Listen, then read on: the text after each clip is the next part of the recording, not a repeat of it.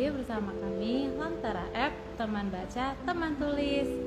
Bagaimana minggu ini teman? Semoga masih sehat semua ya. Terima kasih sudah mau bergabung bersama Lontara di acara Bincang-Bincang Lontara dengan tema mengatakan tidak pada pembajakan secara online sesi yang kedua. Berbeda dengan minggu lalu, sesi ini kita akan ditemani oleh penulis. Jadi kita akan membahas tentang pembajakan buku secara online dari penulis, dari sudut pandang penulis. Nah, bagi yang menonton Lontara di hari Rabu kemarin pasti sudah tahu dong siapa untuk narasumbernya kami pada hari ini.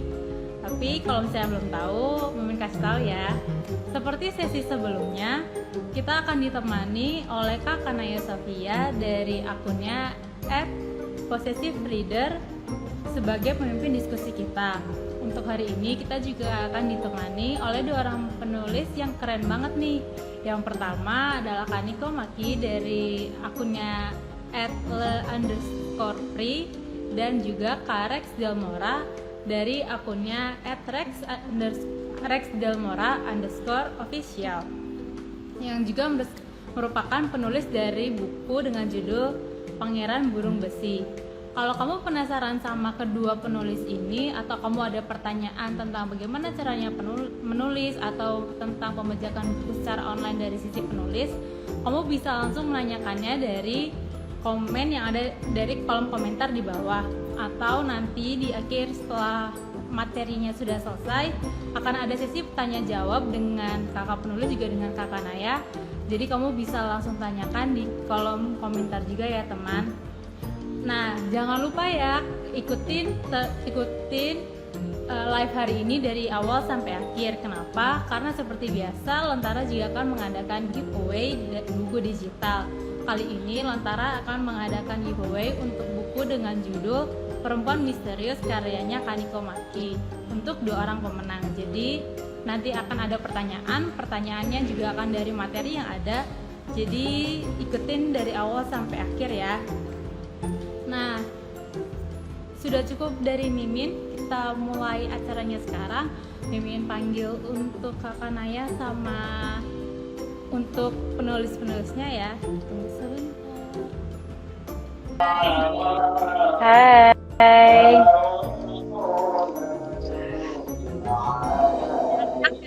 Sekarang.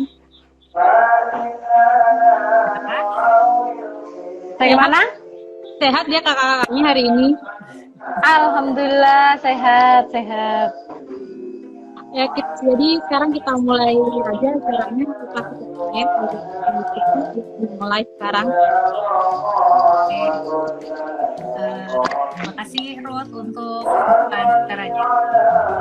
Jadi pada sore hari ini kita akan kembali membahas tentang pembajakan buku online gitu ya. Tema utama bincang-bincang kita memang adalah mengatakan tidak pada buku online.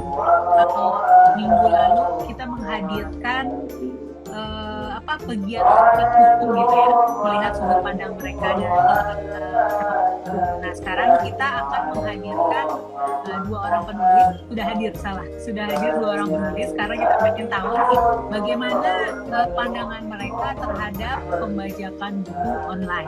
Di sini sudah ada Kak Niko dan Kak Rex. Halo kakak-kakak. Dan kita mulai aja kali ya dengan ini perkenalan singkat atau latar belakang kakak-kakak. Aku mulai dari Kaniko dulu kali ya. Halo Kaniko bisa ceritain nggak sih ke teman-teman suka menulis itu dari sejak kapan?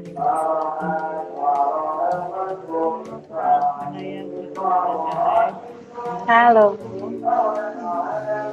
Sebenarnya suka sejak kecil, sejak SD udah mulai nulis, tapi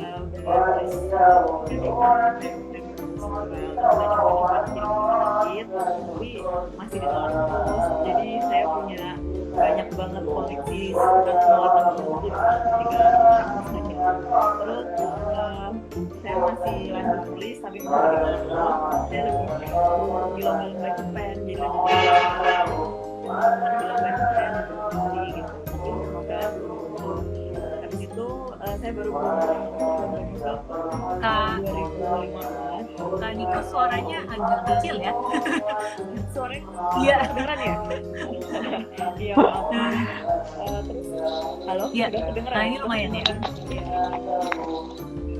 Nah, terus habis itu tahun 2015 itu menang lomba novel. Barulah setelah itu saya novel debut saya diterbitkan, judulnya Of Place You Belong. Habis itu saya sempat vakum nulis karena sibuk kerja. Setelah itu tahun 2018 saya mulai nulis lagi, dan waktu itu novel saya masuk ke 20 besar Inari Writing Festival yang diterbitkan oleh penerbit Koru, judulnya Kostar. Itu ada di aplikasi Lontara juga, bisa dibaca di Lontara. Terus habis tahun 2019 ikut kompetisi menulis Indiva, terus juara 2 novel perempuan misteriusnya terbit ada di Lontara juga, dan akhirnya saya nulis novel terus juga sampai sekarang gitu. Wah, lumayan ini ya, panjang ya perjuangannya ya. Panjang. Iya, panjang banget. Itu yang mendasarinya apa Kak? Kan katanya ini ya, ada jargon terkenal, start with why katanya, mulai dengan kenapa. Nah, Kak Niko kenapa nih pengen menulis? Latar belakangnya apa? Inspirasinya apa deh yang bikin pengen menulis? Inspirasi pengen menulis, jadi dari dulu tuh saya suka banget memperhatikan, membaca, mendengarkan kisah-kisah hidup manusia gitu. Soalnya saya kan saya sebagai individu cuma punya satu kehidupan. Sementara kalau kita baca, kita nonton, kita dengerin orang cerita, itu jadi bisa mengetahui bermacam-macam kehidupan yang tidak akan kita jalani gitu. Terus karena itu setelah banyak memperhatikan, membaca, mendengar, itu saya jadi pengen menuliskan kisah-kisah saya sendiri juga, kisah-kisah imajinasi di kepala saya dari orang-orang yang ada di kepala saya juga, maksudnya karakter gitu. Akhirnya saya jadi suka menulis juga, dan sekarang sih pengen berusaha untuk menulis lebih banyak yang bisa bermanfaat bagi banyak orang. Wah, kalau penulis beda ya jawabannya ya, karena hanya punya satu kehidupan, jadi ingin menciptakan kehidupan yang lain. Oke, baik, cukup untuk Kak Niko. Kita beralih ke Kak Rex dulu nih. Kak Rex cerita dong, suka nulis dari kapan nih? Sebenarnya itu apa ya? Awalnya itu nggak nulis dulu. Awalnya itu cuma baca. Sejak SMP itu kok lihat teman-teman itu, kan dulu waktu sekolah SMP kan sering kita dikasih tugas guru bahasa Indonesia untuk mengarang kan, iya kan. Nah, terus dari guru bahasa Indonesia, kamu ada bakat ini kalau untuk menulis, cuma butuh polesan kata gitu. Terus dari situ dorongan guru bahasa Indonesia itu, coba deh kamu ini masukkan cerpen di buletin sekolah, kan 6 bulan sekali kan ada buletin sekolah gitu kan. Coba awalnya masa sih, kayak nggak percaya diri kan, masa sih, kayak coba dulu lah, coba akhirnya masuk, diterima. Dari situ terus dapat dorongan lagi, coba kamu ini coba kirimkan ke Jawa Pos yang lokal gitu, koran-koran yang lokal. Setiap hari Jumat kan itu ada cerpen gitu kan. Satu kali diterima, terus dari situ malah tuman, terima sekali tuman. Loh, kayaknya lama-lama itu kayak kita itu nulis kayak curhat. Kalau kita ada gundah gulana gitu, kita itu kayak apa ya, curhat colongan di dalam novel itu gitu. Terus dari situ dengar teman-teman curhat, dari pihak-pihak ini curhat, lihat-lihat kehidupan dari sekeliling kita, berbagai macam cerita kehidupan mereka dengan konflik mereka masing-masing, itu menjadi kayak ternyata seperti ini. Nah, dari situ kan ada ketertarikan untuk lebih luas lagi, cobalah bikin novel, cobalah bikin ini. Pada tahun 2015 rekomendasi dari temen, suruh coba, ini ada aplikasi bagus, coba deh kamu download WP. Coba baca-baca dulu gitu kan. Oke, baca. Kok jadi tertarik pengen ini. Saya kan lulusan pelayaran.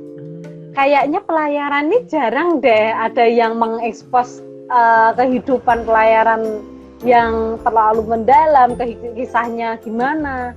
Awalnya itu saya mengangkat dari pelayaran, lama-lama ternyata banyak yang tertarik. Setelah itu dari teman-teman penerbangan curhat, terus ini saya angkatlah cerita lagi dengan tema penerbangan, semakin naik lagi tuman lagi, kok enak ternyata bikin novel. Tuh jadi tuman itu pertama mengeluarkan buku.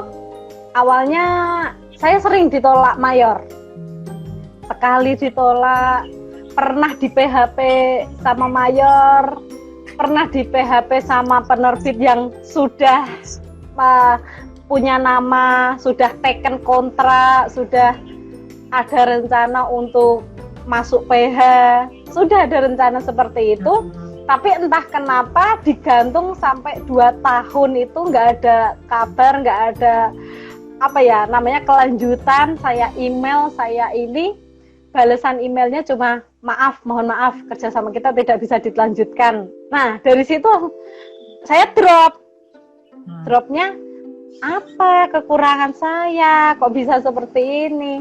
Terus saya itu libur 2 tahun nggak nulis nggak apa, intinya itu apa ya, mau menenangkan diri selama 2 tahun, kembali lagi kemarin tahun 2020 baru kembali nulis lagi. Oke, itu udah ada yang diterbitin nggak Kak Rex novelnya? Berarti belum ada ya dari? Oh sudah. Ada beberapa buku, terus ada beberapa yang ada di Lontara juga ada. Salah satunya Pangeran Burung Besi. Sampai sekarang alhamdulillah masih banyak yang mencari. Oke. Wah, perjuangan kakak-kakak penulis ini gila ya. Tadi dengarkan teman-teman, supaya bisa bukunya terbit tuh luar biasa gitu, butuh waktu Iya, betul. Iya. Tadi kalau nggak salah Kak Niko ya pernah nulis di satu platform kepenulisan juga ya, FFN kalau nggak salah. Itu pernah nggak ngalamin yang namanya plagiarisme gitu di contek tulisannya? Secara itu kan online ya, semua orang bisa lihat, semua orang bisa comot gitu kan? Gimana? Ada cerita nggak? Kalau untuk cerita saya sendiri yang di FFN itu saya belum pernah nemu di plagiat sih. Pernah saya lihat emang cerita saya dimuat di blog orang gitu, atau di status Facebook orang di komunitas kayak gitu, tapi untungnya mereka masih mencantumkan nama saya, nama pena saya di FFN, jadi nggak seenaknya mengklaim bahwa cerita itu adalah buatan mereka gitu, masih mengkredit saya. Cuma saya pernah dengar ada cerita-cerita kayak gitu sih dari teman-teman saya dulu. Soalnya waktu zaman saya nulis di FFN itu kan kayak tahun 2012-13 itu masih belum kayak sekarang kan medsos ya. Jadi kami komunitasnya tuh lebih banyak berkomunikasi via forum sama via Yahoo Messenger waktu itu. Dan itu kadang suka ngegosip kalau ada kasus-kasus kayak gitu. Misalnya ada yang plagiat, terus habis itu jadi dibicarain, kok ini sama banget sih titik komanya, ceritanya cuma ganti karakter aja kayak gitu. Nah, tapi karena itu kan FFN itu kan fanfiksi ya, fanfic gitu, jadi ya bingung juga gimana untuk mengatasinya. Paling cuma mencoba untuk report rame-rame aja gitu. Oke. Ya, fanfiksi. Nah, kalau Kak Rex tadi juga sempat kasih tahu pernah nulis di platform kepenulisan online ya. Nah, pernah nggak kayak gitu ngalamin karyanya atau ceritanya atau nama-nama tokohnya dicomot orang gitu? Saya juga nggak tahu ya, maksudnya ini termasuk plagiat atau enggak. Cuma memang pernah ada salah satu itu dari tokoh, nama tokoh itu sama. Terus dari alur cerita saya baca bab 1 sampai 2 itu alurnya sama, cuma beda narasi aja gitu, diganti-ganti sedikit-sedikit gitu diganti. Terus habis itu saya DM orangnya, saya inbox, saya niatnya bukan untuk apa ya, mencaci apa-apa, enggak, cuma ingin klarifikasinya dari dia sebenarnya niatnya apa gitu loh. Kalau untuk referensi mungkin bisa lah, kalau untuk referensi saja kan, tapi kalau untuk sampai nama tokoh sama, hanya kalimat apa, nggak tahu ini termasuk plagiat atau hanya referensi, belum tahu. Dari situ nggak ada respon dari penulisnya, ada di komen juga nggak ada respon. Akhirnya saya share ke grup komunitas menulis itu, dari teman-teman komunitas membantu untuk komen, DM, tapi nggak ada respon. Nah, setelah itu beberapa saat kemudian ceritanya di unpublishing dari WP gitu. Dari situ saya sebenarnya nggak mau menghakimi seseorang kalau seorang itu belum ada kejelasan gitu loh. Nanti jatuhnya saya malah membuli. Jadinya takutnya saya kan sesama penulis kan. Takutnya saya malah membunuh mentalnya dia gitu, membunuh semangatnya dia kan gitu kan. Takutnya seperti itu. Oke. Ada aja gitu ya dari sekian banyak orang, ternyata kakak-kakak juga pernah ngalamin, Kak Rex pernah ngalamin, Kak Niko dengar-dengar dari teman-teman di grupnya ya kan. Nah, terus kalau tadi kan plagiat kan berarti kayak nyontek gitu ya karya orang gitu, dijadiin karyanya dia. Terus kalau pembajakan buku online pernah ngalamin nggak kakak-kakak? Kan udah pada nerbitin buku nih ya, baik cetak maupun online gitu kan. Ada yang pernah ngalamin bukunya dibajak nggak? Terutama yang buku digital itu, buku online. Siapa dulu nih? Kaniko dulu deh. Kaniko silakan. Ya. Kalau pernah ngalamin, sejauh ini sih saya belum pernah ngelihat ya, semoga aja nggak pernah ngelihat buku digital dibajak ya sama oknum-oknum tertentu gitu. Tapi saya pernah melihatnya bukan buku karya sendiri, melainkan buku terjemahan saya. Jadi dulu waktu kuliah S1 itu saya nyambi kerja sebagai penerjemah novel. Terus habis itu saya pernah lihat kira-kira tahun lalu gitu, si novel ini ada PDF-nya di-upload di blog seseorang. Emang novel ini kan udah lama dan mungkin udah nggak beredar lagi ya cetak dan e-booknya gitu, udah susah dicari lah intinya. Dan si pemilik blog ini mengupload PDF itu. Itu kan berarti ya ngebajak juga ya, tapi saya juga bingung bagaimana menghadapinya kalau seperti itu.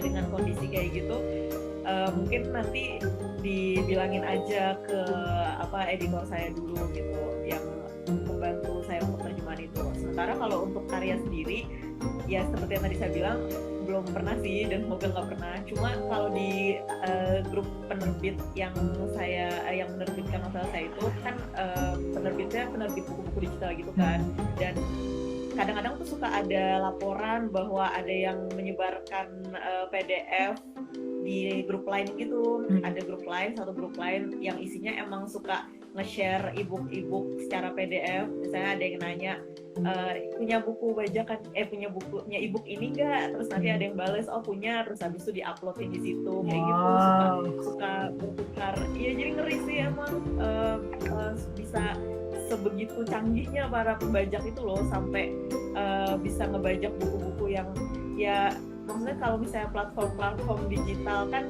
pasti udah punya pengaman untuk mengamankan naskahnya kan sebelum diupload, tapi ini mereka tetap bisa aja menjadikan itu sebagai PDF dan akhirnya disebarluaskan kayak gitu.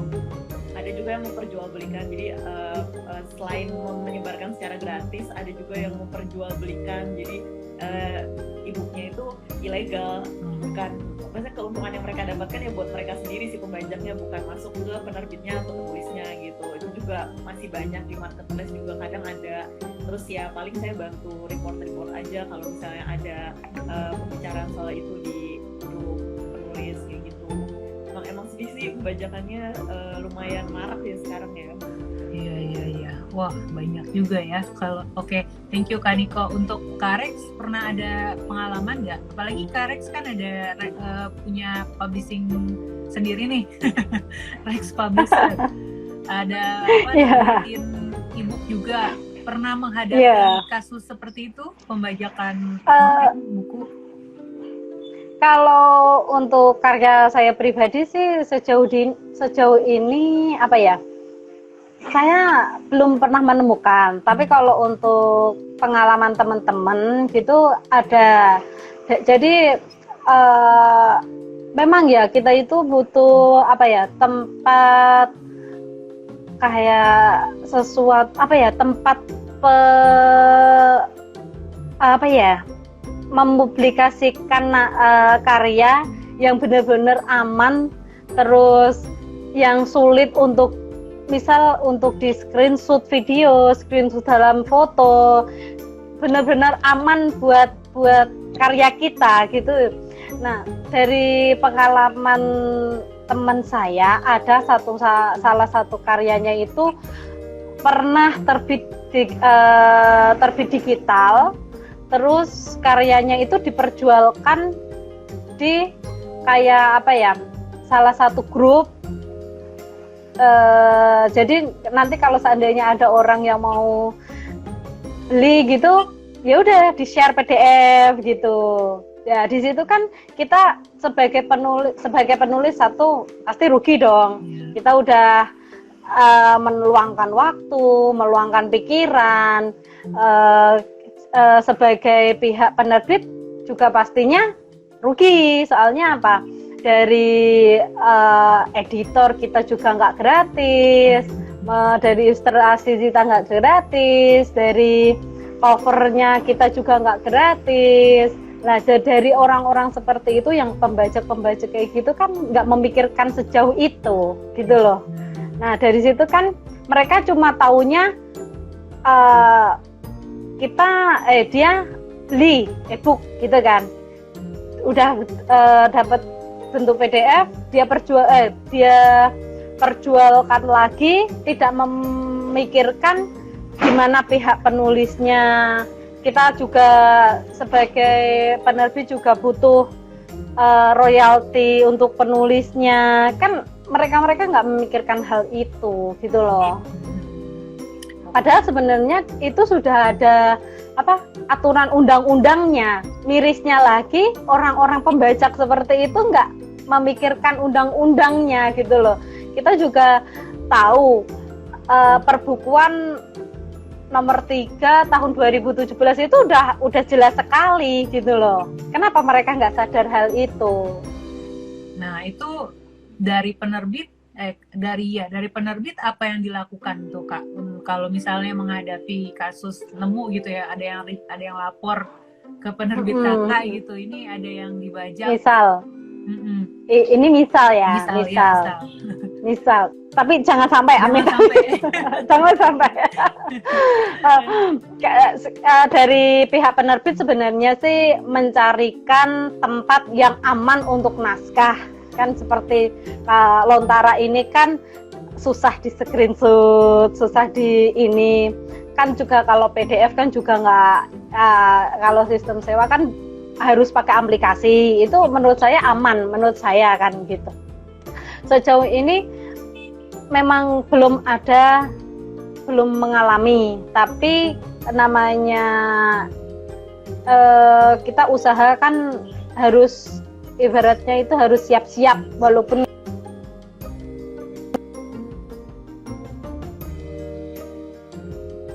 terjadi. Terus klarifikasi dulu, minta klarifikasi dari si pembajak itu maunya apa, bagaimana prosesnya, apakah mau dinaikkan ke jalur hukum atau kekeluargaan. Kalau kekeluargaan, dia kerugian dari pihak penerbit sama penulis ini harus dimusyawarahkan. Kita juga nggak mau, dari penerbit juga nggak mau rugi, apalagi penulisnya. Sebenarnya kalau ada pembajakan seperti itu atau plagiat kayak gitu tuh, yang rugi itu penulis gitu loh. Sebenarnya dari penulis ini tuh kan sudah mengeluarkan waktu, sudah mengeluarkan imajinasi, sudah buang-buang waktu untuk riset. Lah dari hal-hal seperti itu kan kita sebagai penerbit kan harus menjaga gitu loh, harus menjaga karya mereka, kalau bisa juga jangan sampai merugikan kedua belah pihak, kan gitu ya Kak ya. Iya, ya. Nah tadi, oke, gimana Kak Rex? Ada lanjutannya? Kepotong. Kalau menurut saya pribadi, kalau seandainya terjadi hal seperti itu, kita musyawarahkan dulu Kak. Kalau misalkan musyawarahnya ini tidak menemukan titik terang, mau nggak mau ya kita naikkan ke hukum. Soalnya kita juga sebagai penulis ada undang-undangnya, dilindungi hukum juga. Sebagai penerbit juga kita dilindungi hukum. Kenapa kita nggak memanfaatkan itu gitu loh? Kita di sini juga bayar pajak kok, kan gitu. Per bulan kami membayar pajak. Harus kita juga butuh perlindungan. Kita punya hak. Kalau seandainya terjadi seperti itu, ya tolong lindungi kami gitu loh. Ya betul. Jadi ya mau nggak mau usaha paling akhir ya memang dibawa ke hukum sih ya. Iya betul. Kak Rex ini opininya. Tadi kayaknya Kak Niko ada menanggapi yang pas bagian penulis udah susah-susah riset segala macam. Menanggapi deh. Gimana tuh Kak Niko? Ya itu can relate banget bener-bener. Iya. Ngerasa Iya. Kita kalau penulis kan untuk menghasilkan suatu karya itu kan prosesnya panjang ya, nggak sebentar, bener-bener susah dari nol gitu, mulai dari tadi seperti yang Kak Rex bilang, risetnya, terus proses penulisannya, dan hal-hal teknis lainnya gitu, mulai dari plotting, mikirin sudut pandang, karakter, bla bla, pokoknya panjang gitu, untuk sampai. Dan bayangin kalau misalnya suatu karya yang udah proses perjuangkan, perjuangannya benar-benar sampai nangis darah, keringat air mata gitu, sebagainya itu, terus habis itu dinikmati oleh orang lain, entah hasil karyanya dibajak atau bahkan diplagiat gitu, itu kan pasti sakit hati lah kita sebagai penulis gitu. Karena karya kita ya adalah kebanggaan kita sebagai penulis.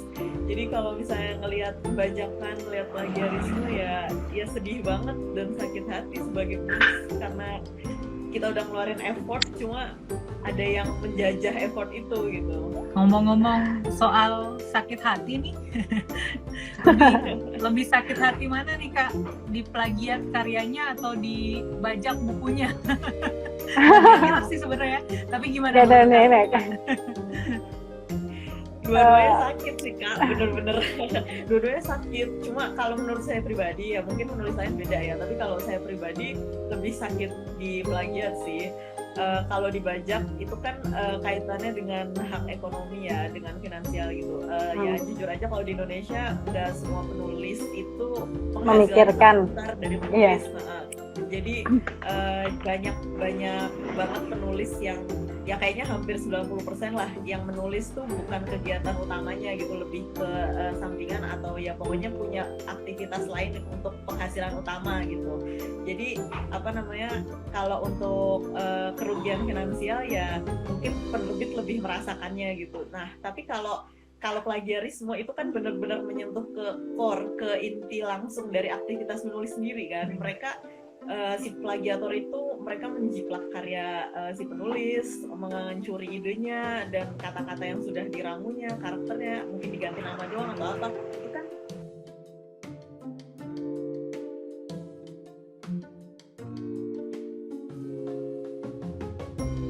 enak banget dia make seenak gitu. Jadi kalau menurut saya pribadi lebih sakit di plagiat walaupun ya dibajak juga sakit. Cuma nggak tahu kalau Kak Rex atau penulis lain mungkin beda. Kak Rex gimana nih? Selaku penulis juga, tapi juga sebagai pendiri publishing, ya seperti yang sependapat sih sama Kak Niko ini sebenarnya. Sebenarnya gini ya, kalau dari pihak penulis sama sakit hati kalau kita udah usaha, bener-bener usaha, kita udah ini, tiba-tiba ada orang seenak jidatnya kopi salin, terus dia hanya mengganti nama, karakter apa, itu kayak kita itu apa ya, kita sebagai ini nggak dihargai gitu loh, nggak ada kita yang berjuang kok dia yang takutnya gini, takutnya namanya rezeki kan kita nggak ada yang tahu kan, apalagi takutnya itu gini, kita yang sudah berkarya, kita yang sudah memikirkan ide, kita yang sudah riset bla bla bla bla, kita yang sudah ini, dia yang memplagiat, dia yang famous, dia yang menerima hasil, takutnya seperti itu. Dan takutnya itu nanti kalau dia sudah famous, dia dilamar mayor, terus masuk PH, dia yang terima, sedangkan kita yang menciptakan nggak dapat apa-apa. Itu benar-benar hatinya terluka, finansialnya juga kita nggak dapat apa-apa. Itu ya Allah, itu kayak apa ya? Sia-sia. Kita sebagai penulis sia-sia gitu loh. Sebenarnya kalau kita kan menulis itu ikhlas. Kita kalau seandainya kita nggak minta pamrih dari harus berjuta-juta ini pembaca, kita sebenarnya nggak. Kalau saya pribadi sih, nggak meminta pembaca berjuta-juta sampai ini, kita nggak. Cuma kita ikhlas. Tapi kalau seandainya sampai plagiat, sampai itu terjadi, pastilah kita sakit hatinya dalam banget gitu. Kalau urusan penerbit, ini sudut pandang dari penerbit, seperti yang sudah saya bicarakan tadi, ruginya lebih ke finansial sih. Pasti. Kalau untuk kalau untuk pembajakan buku gitu kan, apa ya, kita mikirnya gini, satu buku ini sangat berharga untuk kami yang bekerja di balik layar, gitu kan. Kalau seandainya pembajakan, apalagi harganya lebih murah, kadang harganya itu jauh di bawah harga yang original, itu kadang pembeli itu nggak memikirkan sejauh itu. Padahal kita kalau memikirkan segi dari penulis kan butuh yang namanya feedback dari usaha dia, capeknya dia, lelahnya dia, usahanya dia, gitu kan. Sedangkan kalau dibaca kan penulis nggak dapat apa-apa, penerbitan juga nggak dapat apa-apa. Jadi zong gitu kan. Nah, di situ mungkin apa ya, hukum kita di Indonesia mungkin kurang tegas dalam hal itu, Kak. Ada pengalaman spesifik nggak tentang hukum yang kurang tegas itu? Gimana ya? Kalau untuk apa ya? Kalau kita ngomongin hukum ini, saya juga bingung ya. Bingungnya gini, pembajak ini harusnya kita apakan? Maksudnya apakah kita laporkan baru penegak hukum akan memproses, ataukah gimana ya? Kadang orang itu malah bodoh amat dari pihak-pihak. Misal kita tahu sekarang marketplace itu banyak sekali, berbagai judul, berbagai novel itu terjual di marketplace. Tapi orang-orang itu pasti mencari yang lebih murah. Nggak tahu itu bajakan atau asli, dia nggak memikirkan itu. Nah, dari situ kan harusnya entah dari pihak penulisnya, kalau seandainya tahu kan harus lapor di pihak seenggaknya penerbit kan harus tahulah harus melakukan tindakan apa, entah nanti menghubungi si penjual ini dulu, penjual ini itu dapat bukunya dari mana, kita harus usut dulu kan, nah dari situ kan nanti kita ketemu lagi, musyawarah dulu. Kalau musyawarah ya mau nggak mau tetap lagi harus ke meja hijau, iya kan. Agak repot ya Kak kalau sendiri-sendiri gitu ya. Nah ya begitu ya. Apalagi kan gini ya, kadang orang itu males mengurus Kak. Iya. Kadang ya kan, kadang orang itu males mengurus, males ribet. Nah jadi hal yang terjadi diabaikan. Nah dari diabaikan ini, orang yang bajak-bajak ini nggak akan kapok gitu loh. Jadi dia akan melakukan terus, aman kok. Nah, dari situ kan, jadi kita itu kayak apa ya, disepelekan gitu loh. Oke. Terima kasih sharingnya Kak Rex. Kalau Kak Niko tadi kan ada di grup ini ya, grup kepenulisan ya. Kalau nemu kasus-kasus teman-teman yang dibajak, apa yang dilakukan tuh Kak di grup itu? Pernah dengar nggak gitu cerita apa yang mereka lakukan terhadap karya mereka yang dibajak? Iya, memang kalau yang dilakukan yang paling pertama tentu saja di report ya, terutama kalau di aplikasi yang membajaknya itu, maksudnya misalnya kayak marketplace atau apa, bisa ada fitur reportnya. Jadi pasti pertama di report dulu, dijelaskan bahwa ini buku bajakan dan segala macam. Cuma kayaknya itu pun ya seperti yang Kak Rex katakan, memang proses hukum tuh pasti nggak gampang ya, ribet gitu, ribet banget. Dan semua penulis juga satu, mungkin nggak punya waktu ngurusin itu, dua, mungkin nggak punya sumber daya ngurusin itu, karena kan kalau misalnya untuk urusan meja hijau ya pasti butuh tim legal, butuh pengacara, dan itu kan ya bayarnya banyak lah, bisa ratusan juta, dan nggak semua penulis bisa mengalokasikan dana untuk itu gitu. Jadi agak sulit mungkin untuk itu, walaupun idealnya memang harusnya dilaporkan, terus habis itu dipertemukan, dimediasi gitu antara penulis dan si pembajak untuk dimintai klarifikasinya seperti yang tadi Kak Rex bilang. Habis itu baru kalau misalnya si pembajaknya tetap kekeh, dibawa ke meja hijau, harusnya sih kayak gitu. Dan seharusnya kalau misalnya itu disengketakan sampai ke pidana gitu, seharusnya bisa menang si pihak penulis dan penerbitnya, karena sudah dilindungi undang-undang. Cuma itu tadi masalahnya prosesnya panjang, ribet, makan banyak uang gitu. Jadi mungkin orang pada lebih milih ya udah deh gitu, dan akhirnya pakai solusi yang kedua, yaitu sanksi sosial. Makanya biasanya untuk kasus-kasus seperti itu dibawa ke grup kepenulisan atau ke komunitas atau kemana untuk mungkin bantu report bareng-bareng atau bantu nanya ke si pembajaknya, gimana sih kok bisa ngebajak-bajak kayak gitu. Jadi kalau misalnya solusi yang hukum yang di dalam legalnya ini tidak bisa dilakukan, ya sekurang-kurangnya akhirnya melakukan sanksi sosial itu gitu.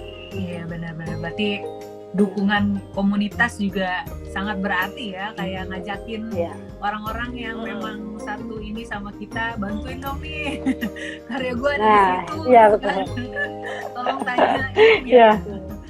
Iya, soalnya report juga kan lebih akan cepat ditanggapi kalau yang report banyak.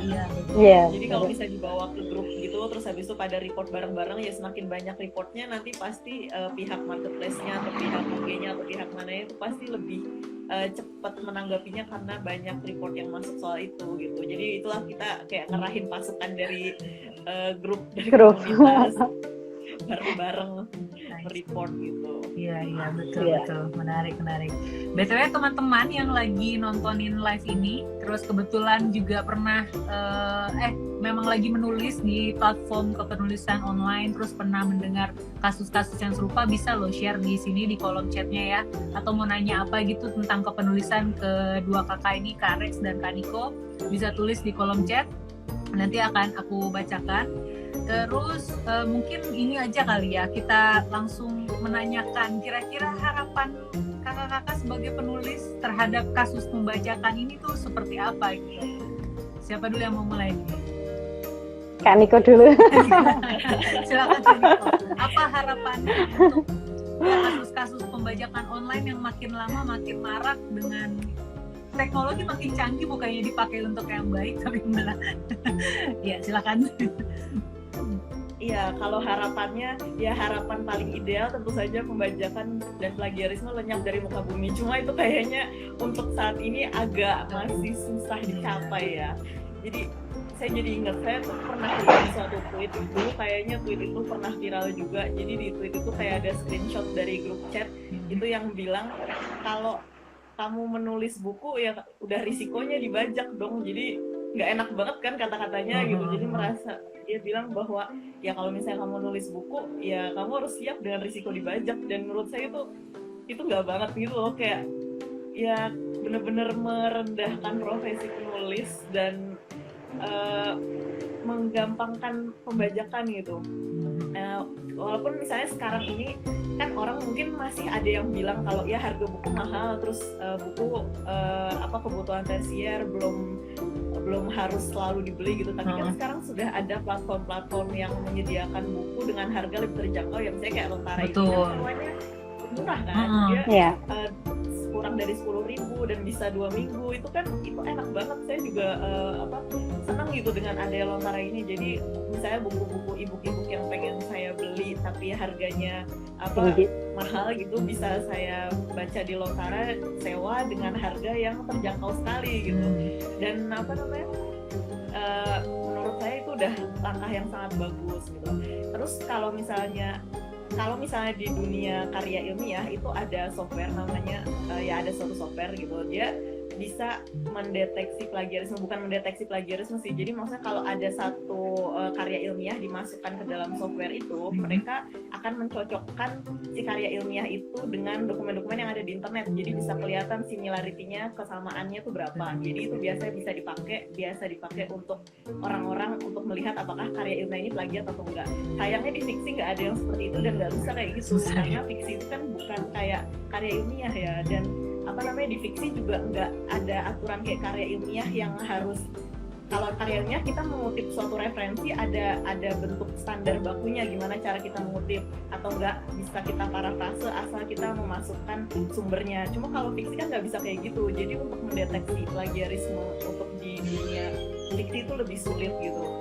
Cuma ya kalau harapan saya sih mungkin suatu hari nanti ada kali ya kalau orang-orang yang pintar manfaatkan teknologi itu untuk bisa membuat software semacam itu untuk fiksi gitu. Walaupun jelas itu akan sangat jauh lebih rumit dan sulit daripada untuk karya ilmiah, tapi kalau ada software kayak gitu untuk fiksi kan pasti sangat bermanfaat sekali buat kita yang sebagai penulis dan penerbit juga, kayak gitu sih kalau dari saya. Betul-betul, kayak musik aja tuh kan sekarang makin ketat ya. Bahkan musik punya orang kita masukin ke IG. Kemarin aku baru dapet ini soalnya di blog musik yang aku pakai di IG story, IG live gitu kena blok. Nah kalau ada software semacam itu gitu ya untuk semua platform yang akhirnya bisa membaca, itu bakal keren banget sih. Iya.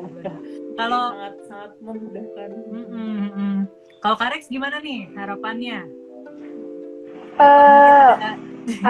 Visi-visi seperti Kak Niko tadi. Menarik tuh. Menarik. Seperti Kak Niko tadi sih, harapannya sih pengennya pembajak sama plagiarisme ini musnah. Tapi kan kita nggak mungkin kan, maksudnya belum mungkin ya. Tapi untuk kedepannya sih harapannya mungkin dari penulis sendiri kalau bisa antisipasi, jangan mencari plafon-plafon yang riskan, mudah di-copy gitu kan. Terus carilah wadah yang benar-benar bisa melindungi karya kita, gitu aja Kak. Sejauh ini kita hanya bisa melindungi karya kita sendiri. Apalagi kita tahu sendiri kan, mudah sekarang copy paste gitu kan. Kalau bisa ya itu tadi sih, kita harus cari plafon yang benar-benar aman, yang benar-benar bisa melindungi karya kita. Gitu sih. Kalau dari Kak Rex mungkin ini ya lebih mengontrol apa yang bisa kita kontrol. Iya. Iya, Kalau yang nggak bisa betul. dikontrol, ya udah gitu kan. Karena ada kalau filosofi stoa tuh ada dua kontrol, ada yang bisa dikontrol, Dua ada yang kontrol. enggak. Jadi kita Iya, iya betul. dikontrol. Nah, Lebih baik kan gitu. Maksudnya lebih baik kan kita lebih baik kan gini. Kita lebih dulu menjaga karya kita dulu gitu loh, Kak. Kalau kita sudah menjaga, meminimalis plagiarisme sama pembajakan kan, setidaknya seperti itu. Oke, terima kasih. Nah, kakak-kakak sendiri kira-kira apa yang sudah dilakukan gitu ya sebagai penulis untuk menyebarkan kesadaran ke orang-orang sekitar tentang pembajakan ini? Pengen denger nih ceritanya dari Kak Niko mungkin. Kalau saya kadang saya pernah memasukkan soal pembajakan ini ke novel saya yang berjudul Poster yang ada di Lontara juga. Itu jadi di situ si tokohnya itu ceritanya suka beli buku bajakan karena dia naksir sama penjualnya. Tapi akhirnya dia nyadar kalau misalnya apa yang dia lakukan itu nggak benar. Apalagi si bapaknya tokohnya ini punya taman baca gitu. Jadi kayak kontradiktif banget dia, si bapaknya ini punya taman baca, pasti akan kesel kalau misalnya si dia punya buku bajakan, tapi dia malah karena bucin jadi malah beli buku bajakan kayak gitu. Nah akhirnya saya masukkanlah pesan ke situ secara tersirat, maksudnya nggak menggurui, tapi biar lebih nyampe untuk nggak beli buku bajakan gitu, karena ada effort penulisnya yang sangat besar dalam sebuah buku. Jadi kalau kita beli buku bajakan itu nggak menghargai penulisnya yang sudah susah payah menulis buku itu gitu. Terus di Twitter juga saya sering nge-retweetin sih soal untuk jangan beli buku bajakan. Kalau dia nge-tweet soal itu saya bantu retweet kayak gitu deh. Oke. Ya itu sih yang saya lakukan, masih hal-hal kecil tapi ya semoga bisa membantu untuk spreading the message gitu. Menarik. Keren. Kalau Kak Rex gimana? Apa yang sudah dilakukan Kalau saya sejauh ini? Kalau saya sih lebih ini ya, beberapa kali sama teman-teman itu ikut seminar tentang pembahasan pembajakan, terus sosialisasi sama teman-teman grup ke grup gitu untuk membahas pembajakan. Terus apalagi saya ikut komunitas penerbit indie. Jadi dari penerbit indie ini bagus sih, mereka itu kayak apa ya, dari sering mengadakan seminar-seminar untuk membahas soal pembajakan itu kan. Jadi situ ada pembaca itu kadang kurang jeli membedakan antara buku bajakan sama original tuh kadang kurang jeli gitu. Kan kadang kertas yang digunakan pembajak sama kertas original kan untuk orang awam kan kadang sulit membedakan gitu kan. Nah dari situ kita juga kayak apa ya, kita itu harus mensosialisasikan buku bajakan seperti ini, buku original seperti ini. Setidaknya minimal lah kita itu harus dari si penulisnya sendiri dulu. Kalau di penulisnya ini kita sudah, ayo jangan sampai kita ajak, jangan sampai ada plagiarisme, pembajakan. Dari situ kan nanti dari penulis nanti dia yang men-share dari pembaca ke pembaca kan gitu. Dari situ sih sebenarnya. Jadi ini ya. Kalau untuk ya lebih ke memperingatkan di setiap terbitan kami itu selalu memperingatkan sih, di entah merchandise apa itu selalu jangan beli buku bajakan. Itu sebuah tulisan yang memang singkat tapi untuk mengingatkan. Betul. Gitu sih. Ya menarik ya, soalnya Kak Rex kan di publishing ya, jadi kasih merchandise untuk ngingetin ke yang beli ya yang original, jangan bajakan. Oke. Menarik, sip. Terima kasih sharingnya kakak-kakak. Aku mau nanya dulu nih ke Ruth, apakah kita mau menyampaikan pertanyaan dari penonton dulu atau gimana? Dari penonton dulu sih. Oke. Itu setelah itu kita menyelesaikan. Oke. Sip, ini ada, kalau dari kata Kak Nindi, ada kasus plagiator lebih beken dari penulis asli. Aduh, itu sakit hatinya, job banget. Bener-bener jangan sampai deh. Kemudian ada pertanyaannya dari Sugita, ingin bertanya ke Kak Rex, gimana mulai menulis setelah 2 tahun hiatus? Sebenarnya apa ya, itu semua dari diri kita sendiri sih. Saya pernah mengalami kayak trauma, maksudnya sudah pernah yang seperti yang saya ceritakan itu, sudah taken, sudah mendiskusikan beberapa hal, tiba-tiba digantung 2 tahun, terus pada akhirnya dengan jawaban yang tidak memuaskan, mengecewakan, bukan memuaskan lagi, tidak yang mengecewakan. Itu benar-benar bikin saya down, bikin saya mikir, ya sudahlah gitu loh. Nah, setelah saya hiatus 2 tahun ini, teman-teman dari grup, terus dari pembaca-pembaca di WP itu selalu DM, selalu komentar, selalu apa. Itu saya mikir lagi, kasihan juga kalau mereka menunggu, mereka ini. Memang kita selama 2 tahun itu pasti ditinggalkan banyak pembaca, pasti. Tapi pembaca setia kita itu nggak akan meninggalkan kita. Itu sudah saya buktikan, walaupun ibaratnya saya itu 2 tahun hiatus menyaring pembaca-pembaca yang setia sama saya.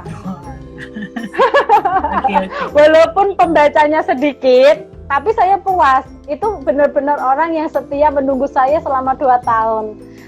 Saya mulai membangun kepercayaan diri itu membaca buku saya yang sudah terbit.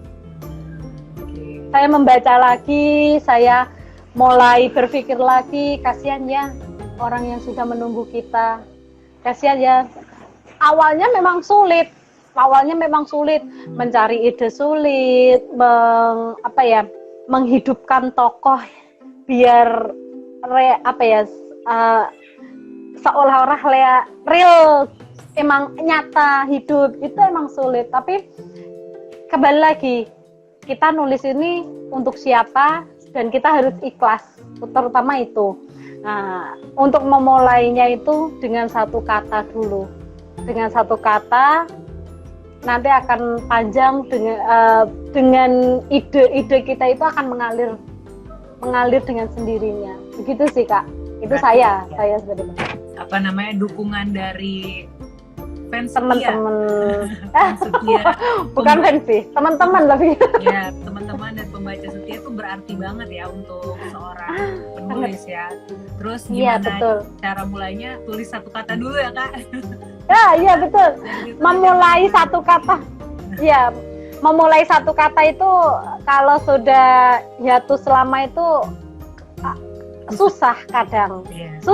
Susahnya apa? Kita sudah lama nggak nulis, walaupun 1 kata ini mau ke arah kemana. Kalau biasanya kan saya bikin plot dulu, saya bikin kerangka cerita gitu. Saya memulai untuk menulis itu bodo amat, yang penting jalan dulu. Saya nggak memikirkan hal-hal lain, nggak memikirkan ini nanti gimana, nggak. Yang penting aku pokoknya mau nulis dulu, bodo amat itu nanti hasilnya gimana apa. Tapi responnya syukur, alhamdulillah bagus gitu loh. Walaupun setelah kita baca, loh kok hasilnya begini, tapi kan bisa direvisi. Diedit lagi, ya. Seenggaknya kita sudah memulai. Emang yang susah itu memulai setelah vakum. Nah, gitu ya, betul. Kak Niko pernah vakum juga kan ya, kalau nggak salah tadi ya. Setelah ini gara-gara kehidupan sih. Sibuk sama kehidupan terus sempet vakum. Nah, gimana tuh waktu mulai laginya? Ada tips-tips nggak? Tadi kan udah tuh Kak Rex tuh. Kalau saya sebenarnya nggak kayak Kak Rex, saya bukan orang yang bukan penulis yang suka update di platform, karena saya tahu bahwa online presence saya nggak terlalu bagus untuk itu gitu. Jadi untuk maintaining interaksi dengan pembaca yang online itu saya belum bisa sampai di situ karena masih ada kesibukan di dunia nyata gitu. Jadi saya kurang sering di platform. Nah kalau saya akhirnya jalannya adalah saya ikut lomba. Lomba itu buat saya motivasi terbesar. Tulis karena satu ada hadiahnya, dua ada jurinya. Kan dengan jurinya ini kita dapat recognition gitu, maksudnya jurinya itu kan pasti orang yang capable gitu untuk dalam hal tulis menulis. Jadi kalau misalnya naskah kita di-recognize oleh beliau, jadi kita kayak punya merasa ada kebanggaan tersendiri bahwa berarti naskah kita bisa diakui nih oleh orang-orang yang sudah punya rekam jejak panjang di dunia menulis gitu. Jadi di beberapa lomba menulis yang saya ikuti, ya saya merasa senangnya di hal itu sih. Kalau misalnya menjadi juara berarti naskah saya diakui. Kalau untuk memulainya ya itu tadi sih motivasinya karena lombanya itu. Jadi kalau bener-bener ya untuk saya agak kompetitif kalau untuk lomba ya. Jadi itu kayak bener-bener motivasi yang terbesar sih buat saya. Tapi saya setuju sama Kak Rex bahwa pembaca setia tuh sangat memotivasi ya. Karena sebagai penulis kami butuh apresiasi, dan apresiasi dari pembaca itu udah the best banget deh, udah sangat-sangat menyiramkan air ke ladang yang gersang gitu lah. Jadi kalau misalnya lagi bete, lagi nggak bisa nulis, lagi writer's block atau apa, terus tahu-tahu dapet komen, dapat review atau dapat ngelihat resensi orang, atau ada bahkan walaupun cuma ada yang nge-story bahwa dia lagi baca buku kita atau baru beli buku kita, itu kayak seneng banget rasanya. Jadi apresiasi terbesar buat penulis ya emang itu tadi, pembaca baru, pembaca setia apalagi gitu. Jadi sangat-sangat mendorong kita untuk bisa menulis yang lebih baik lagi, untuk menyajikan karya yang lebih baik lagi, agar mereka juga bisa lebih terhibur dengan cerita kita, dan ya syukur-syukur kalau cerita itu bisa bermanfaat dan menginspirasi mereka untuk melakukan kebaikan gitu. Wah, menarik. Terima kasih sharingnya kakak-kakak. Nah mungkin untuk menyimpulkan ya obrolan kita pada sore hari ini, yang pertama adalah bahwa untuk menjadi penulis itu prosesnya panjang ya teman-teman. Ada proses riset, ada proses menuliskan ceritanya itu sendiri, membangun karakter dan segala macam, sehingga ketika karyanya itu dibajak, itu adalah sebuah ibaratnya pisau yang ditusukkan ke dada gitu, buat penulis sakit hati banget. Jadi mungkin yang bisa kita lakukan sebagai pembaca gitu ya, membantu untuk report, kasih tahu penulisnya, dan juga mungkin teman-teman yang ada tergabung ke komunitas-komunitas, baik komunitas pembaca atau penulis, juga membantu mereport karya-karya yang kalian tahu itu bukan karya dari si pengupload itu, pengunggah karya tersebut. Terus apalagi ya, kayaknya itu aja kesimpulannya untuk bincang-bincang sore hari ini. Aku kembalikan lagi sesinya ke Ruth, silakan. Aku mau berterima kasih banget buat Kak Iko sama Kak Rex yang udah mau berbagi pengalaman, cerita juga, baik cerita dari kita. Untuk mungkin kita bisa ngambil kalau misalnya tergantung penulis itu juga butuh sebuah komunitas.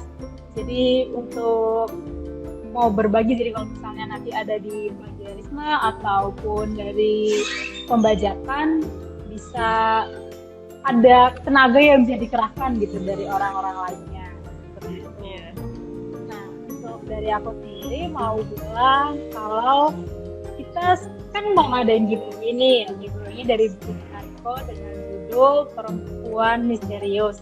Nah, kita seperti minggu lalu juga, seperti sesi yang sebelumnya, caranya gampang, yaitu adalah dengan DM Lontara dengan jawaban, juga sama email kalian. Jangan lupa ya, email Lontaranya dikasih tahu ke kita juga dari DM.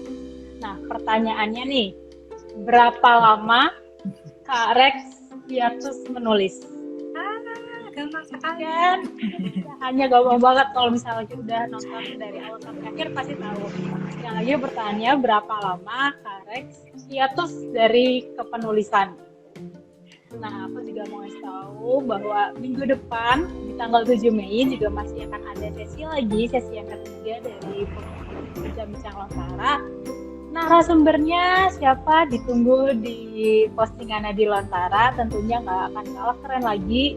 Dari kita sedikit spoiler, itu adalah dari penerbit, salah satu penerbitnya sudah diucapkan oleh Kaniko tadi di awal. Jadi nanti bisa tahu spoilernya di mungkin hari Senin, hari Selasa nanti bisa ada di postingannya Lontara. Nah, aku juga mau kasih tahu bahwa hari ini hari terakhir pengunggahan untuk foto estetik challenge-nya Lontara. Ditunggu sampai jam 23.59. Caranya cuma tinggal unggah, kemudian DM Lontara dengan email kamu sama tag 3 orang. Aja, kan gampang kan?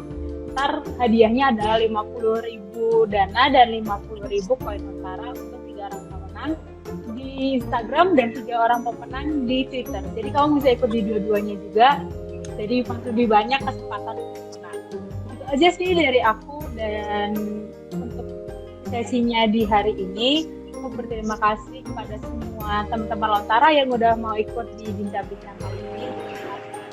Terima kasih Kara, juga Kakak Naya yang mau ikut di acara Lontara. Sama-sama. Nggak sadar udah 1 jam kita bersama. Kita akhiri di sini. Kita ketemu lagi minggu depan. Kita sampai jumpa. Oke. Dadah, pamit ya. Terima kasih kakak-kakak, terima kasih Dadah. teman. Terima kasih semuanya. Dadah. Dah.